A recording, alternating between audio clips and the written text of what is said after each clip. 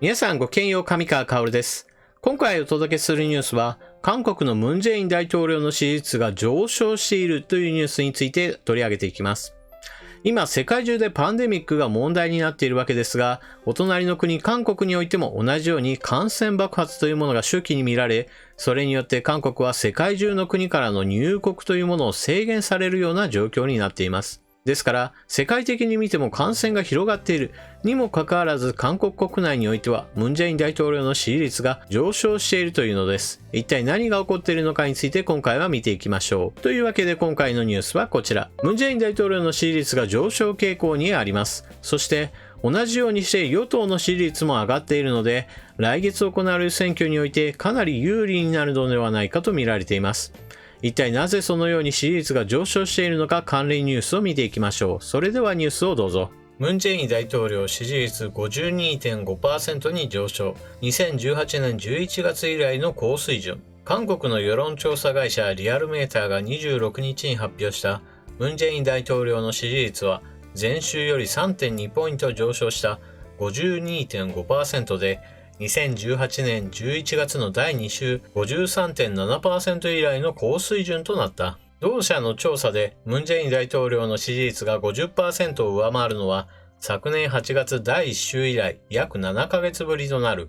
不支持率は 3.8 ポイント下落の 44.1% だった。調査は交通放送 TBS の依頼で23日から25日。全国の18歳以上の有権者1518人を対象に実施された。リアルメーターはムン・ジェイン大統領の支持率上昇について、新型コロナウイルスへの政府の対応を肯定的に評価しているためと分析した。政党支持率は与党共に民主党が前週より 2.9 ポイント上昇した 45% となり、今年に入って最高となった。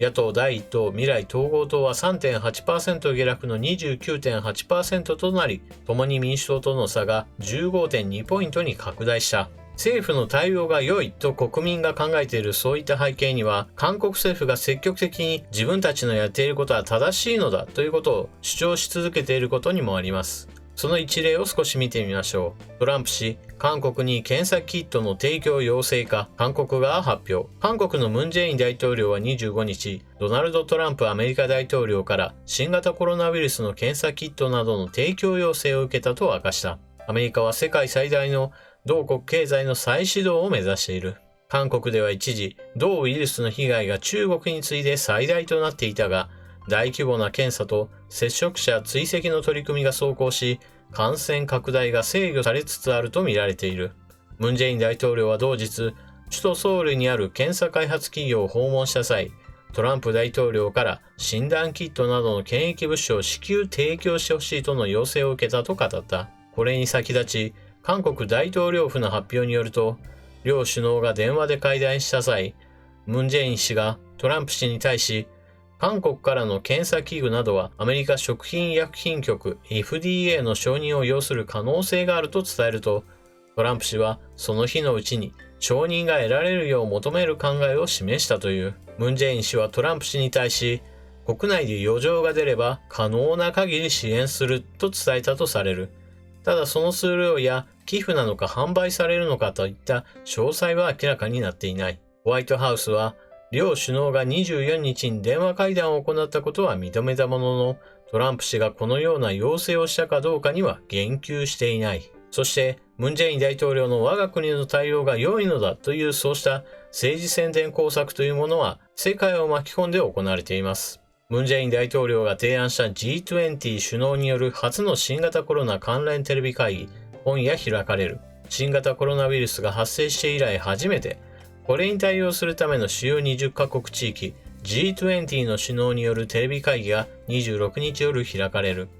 アメリカや中国、ドイツ、フランス、イギリス、日本、ロシアなどの G20 の政治指導者らと国際機関である国連や国際通貨基金、世界銀行、世界貿易機関のトップらが集結し、パンデミックをめぐる世界共同対応策を話し合う。42万5千人、死亡1万9千人以上の感染が確認され、世界人口27億人に外出禁止令が下されるとともに、国際通貨基金が世界経済の低迷、2期連続マイナス成長を見込む中で開かれる初のグローバル首脳会議だ。大統領府副報道官は25日のブリーフィングで、ムン・ジェイン大統領が G20 特別テレビ首脳会議に参加する予定だとし、ムン・ジェイン大統領は13日、フランスのマクロン大統領との電話会談で、韓国政府は新型コロナウイルスの防疫と治療の過程で多くの経験と臨床データを蓄積しており、これを国際社会と積極的に共有する意思がある。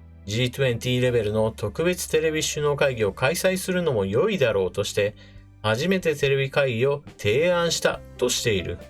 まず第一に韓国はこの検査を徹底しているというのを一つの売りにしています。韓国国内に対しては我々はしっかりと対応をとっているのだというアピールにもなりますし、世界に対しても同じように我が国は一切隠蔽などはしていない。これだけつまびらかに検査というものを行ってこれだけの感染者がいる。決して漏れはないのだというのを一つのアピールポイントにしています。ただし、感染者数が多いという事実は変わらないため、世界各国からの入国制限を受けているというのが現実です。そして、アメリカのトランプ大統領との電話会談、こちらの内容というものはアメリカ側からは出ていません。あくまでも韓国側から一方的に検査キットの支援を要請されたという内容が発表されています。これも韓国政府による我々の検査体制というものはしっかりとしており、この検査キットというものは使えるのだという主張に沿った、そうした宣伝工作の一部だとも考えられます。ただし、現在アメリカではニューヨーク州を中心に感染爆発というものが起こっており、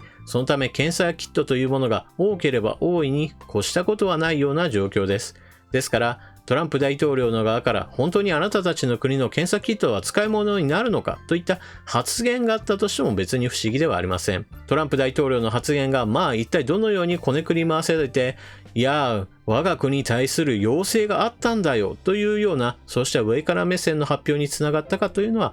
その内容については真偽を確かめようがありません。そして G20 のテレビ会議を行うというその場においても、韓国のムン・ジェイン大統領は我が国の検査体制というものは世界一であるぞといったようなアピールを行いますというのを事前にハンギョレなどが報道しています。これらについてもまさに自国内におけるアピールというもの、そして世界への向けてのアピール、どちらについても我が国の検査体制というものは非常に優れているのだということをアピールするための場とも言えます。こうした宣伝が繰り返されて、果たしてムン・ジェイン政権に対する信頼度が上がるんだろうかとちょっと疑問に思われる方もおられるでしょう。しかし、あの国を見ないでも、ある程度信用する人がいるのだということが、我が国の国内を見てもわかります。例えば、韓国の検査体制は素晴らしい、韓国を見習うべきだというような発言をする日本のお医者さんなどもいますし、同じように韓国政府の言い分を丸々真に受けたような形で、日本の国会議員の中、その野党の中においても、韓国は素晴らしい、日本の対応は間違っているといったような、そうした主張を繰り返す野党というものも存在します。ですから韓国政府が宣伝をいろいろやっているなというのを真に受ける人たちというのも、ある一定そういることは間違いありません。もちろん、ムン・ジェイン大統領に対する反対派の人たちというのがそもそも存在するわけですが、その人たちというものは今の体制ではおかしいし、今の検査体制ではちゃんとした治療を受けられずに亡くなった人たちも出ているじゃないかといったそうした指摘もあります。ただし、そこまで考えないようないわゆる中間層の人たちにしてみれば、こうした宣伝というものを真に受けて、今のムン・ジェイン大統領とは結構頑張っているなと普通に考える可能性は十分あります。特にムン・ジェイン大統領は、そもそもこの問題というものは病が原因であるという具合にして、新型コロナウイルスに責任転嫁するということが非常にしやすい環境でもあります。ですが、ここまで韓国政府が検査を徹底している、我が国の検査キットなどは非常に優秀だという話をしているわけですが、そもそも PCR 検査というものは常に間違った判定が出やすいものです。あくまでも簡易検査なのです。ですから、偽陽性、偽陰性といって、かかってもいない人たちがかかっていると出ており、もしくはその全く逆の結果が出ることもあります。韓国はしっかりと徹底した検査を行っていますよというのをまず売りにしているわけですが、実際に大事なのはその後の話です。感染者が見つかった場合にそれをいかにしてそれ以上広がないようにするのか、いわゆる追跡をしっかりと行うのか、そしてみんなで予防するためにどれだけ取り組むかといった話や、重症化した人たちをしっかりと手当てするだけの医療体制をどれだけ整えられるのか、そういった全体の話の方が本来は大事なのです。ムン・ジェイン大統領としては、そうした本質論ではなく、あくまでも国民からの声、私はかかっているのかかかっていないのか不安だ、調べてくれ、どんな人でも調べてくれという要望に対して答えたという、いわば民衆受けするような政策に打って出て、そして実際にそれを実行し、そのことをまた国民にもう一度訴えかけるという手法を使うことによって支持率を高めたように私には見えます。皆さんはこの問題についてどのような考えをお持ちでしょうか。ぜひともコメントをしていってください。それでは動画を最後までご視聴していただきありがとうございました。チャンネル登録していない方はぜひともチャンネル登録していってください。そして動画の評価もよろしくお願いします。それでは次の動画でまたお目にかかりましょう。またね。